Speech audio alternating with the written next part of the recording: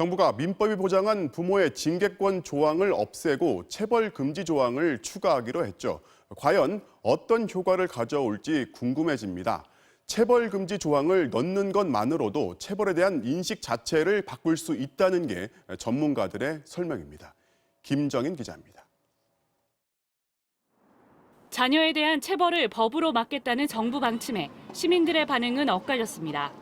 저도 아이를 키우고 있는 엄마로서 또 아동 학대나 그런 부분들은 좀 강한 규제를 해서 더 이상 재발하지 않도록 그거를 법으로 만드는 데 있어서는 그 기준점을 선정하는 데 굉장히 모호하고 애매할 거라는 생각이 들고 자녀 체벌 금지를 이미 법 조항에 명시한 나라는 59개국.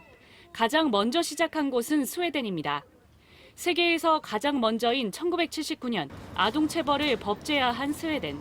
학대 신고 건수가 크게 줄었고 체벌은 허용돼야 한다는 인식도 이제는 10%를 밑돌고 있습니다. 가볍게 볼을 때린다거나 손으로 아이의 엉덩이를 때리는 등 체벌을 당했다는 피해 발생 빈도도 체벌을 법적으로 막지 않았던 프랑스에 비해 훨씬 적었습니다.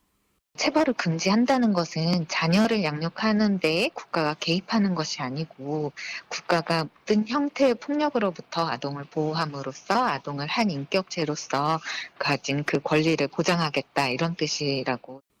국내에서도 지난 2011년 교사의 학생 체벌을 금지한 다음 실제로 초등학교에서 체벌을 경험한 아이가 7년 만에 4분의 1로 크게 줄었습니다.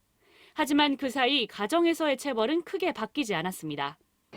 교사의 체벌을 금지한 사례에서 보듯 체벌을 못하게 하는 법 조항만으로도 실제 인식이 바뀐다는 겁니다.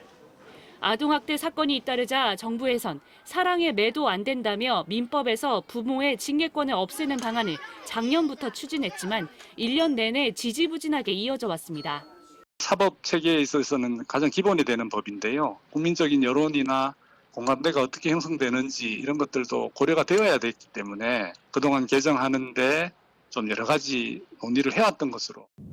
법무부는 내일 열리는 공청회에서 해당 규정을 어떻게 구체화시킬지 논의합니다. MBC 뉴스 김정인입니다.